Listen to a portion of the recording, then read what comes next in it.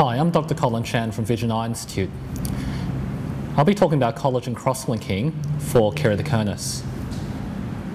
Collagen cross-linking with riboflavin and UVA is meant to increase the biomechanical strength of the cornea and thereby stop progressive keratoconus.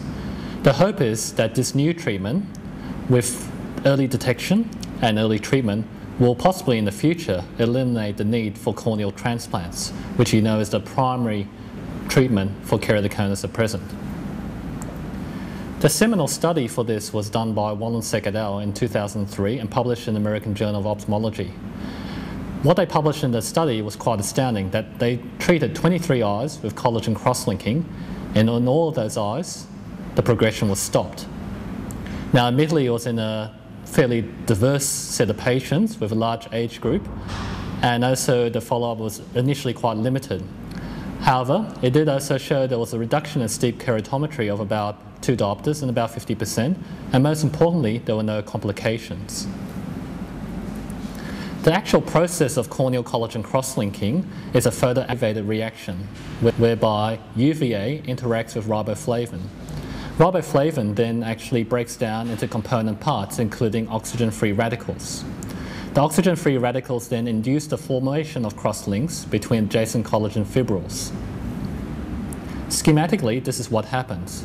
You have adjacent collagen fibrils, which make up layers upon layers of the collagen lamellae in the cornea, and then you get induction of cross-links between each of the collagen fibrils, thereby increasing the biomechanical strength of the cornea, and thereby stopping the progression of keratoconus.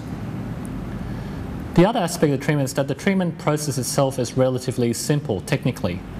It involves the removal of the central centimeters of the epithelium, similar to doing a PRK or surface laser. The eye is then pre-soaked with riboflavin for 10 to 30 minutes, allowing penetration of the vitamin B down to the anterior chamber. After this is achieved, then the UVA is applied for 30 minutes at a dosage of 370 nanometers at 3 millimeters watts per centimeter squared, so a very specific dosage. A bandaged contact lens is applied after treatment for comfort and protection, and the patient is placed on topical antibiotic and steroid drops for 3 weeks. So again, very similar to the aftercare of someone's had PRK or surface laser. There's a significant amount of lab studies which back up that collagen cross-linking indeed does what it's reported to do, that is increase the biomechanical strength of the cornea. The early studies showed that based on stress and strain measurements as demonstrated here, that the biomechanical strength of the cornea in human corneas was increased to 80% of a normal cornea. In pig eyes, the effect was much more marked, with an increase in overall strength about 400 times that previously seen. The other important lab studies show that collagen cross-linking occurs mainly in the anterior stroma of the cornea. This has been shown by heat studies and enzyme studies, which show that if you try and digest or thermally treat a cornea, the anterior stroma shows a greater resistance to that treatment, thereby highlighting that the effect is limited to anterior stroma. The other important lab studies which elucidate the process of collagen cross-linking is that at milliwatts of 3, you actually get cytotoxic damage down to the area of 300 microns. Again, highlighting it occurs in anterior stroma. The other important study relates to the safety limit of collagen cross-linking, and that is that the safety limit generally at the moment is 400 microns at its thinnest point. Beyond 400 microns, theoretically, you can have death of endothelial cells due to the cytotoxic reaction of UVA and riboflavin. And this death of endothelial cells occurs in an all or none fashion, which means that the safety limit is very important. The clinical studies to back up the lab studies are fast emerging. The seminal study, which was called the Dresden Eye Study, now has longer follow-up of 5 years. And 150 eyes have been treated now, with 60 eyes with 5-year follow-up. In all those eyes, again, the amazing statistic is that none of these have progressed. And again, like the previous study, 50% of them show a reduction in K readings of about 2 diopters. Again, most importantly, there's been no documented complications, particularly ones that you think may come about from UVA applications such as cataract and retinal toxicity. There are other studies as well which are being performed around the world with shorter follow-up, admittedly, but again with larger series we are getting increasing evidence that collagen cross-linking definitely does work.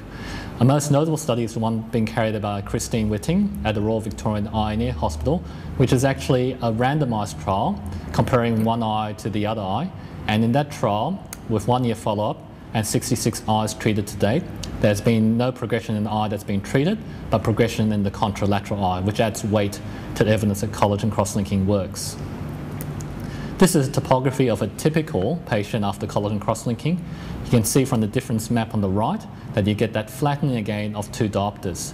Usually this is not very significant clinically. A patient may notice increase in visual quality or best corrected, but something generally you shouldn't promise to the patient as it only occurs in 50%, and so you're unable to tell who those are.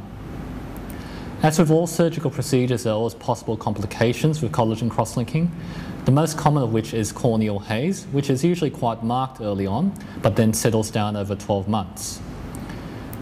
The other issues with collagen cross-linking, probably the most worrisome ones, are infection, which is rare, and also endothelial decompensation, which, as I mentioned, is important to avoid.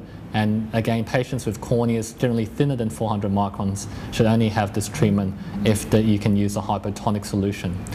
Diffuse lamellar keratitis has also been reported. Some of the common questions that I get asked about collagen cross-linking are, when should you refer someone for consideration of collagen cross-linking? I think everyone, given the increasing evidence about collagen cross-linking, should at least have a discussion about it with the optometrist or the ophthalmologist. The patient is then left to decide what is best to do, given that it is still a newer procedure. It's particularly hard when you have younger people who get referred for collagen cross-linking, because in a young person, yes, you do worry more about the side effects, but you also worry that a younger person will have more aggressive keratoconus, and we're all seeing patients who are young progress very quickly, and if anything, they're the ones that need collagen cross-linking more.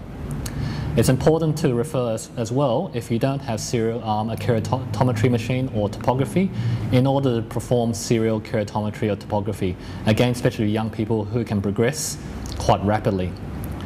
The other questions I get asked about possible long-term side effects. Again, this is hard to answer. Collagen cross-linking has been around for 8 years now. It's fully approved in Europe, but there are possible 20-year, 30-year side effects which we don't know about. But again, it's about having an intelligent discussion with the patient and the parents usually about this unknown and weighing up what are the risks versus the benefits. Future applications are also being looked into with collagen cross-linking, into using it for cases of other kinds of ectatic corneas, such as radiokeratometry, keratotomy, where you actually have hypermetropia and regular astigmatism after RK, or combining collagen cross-linking with other procedures such as rings, which has been done already, or combining it with other procedures such as PRK for patients with mild degrees of keratoconus who want to have laser ablation.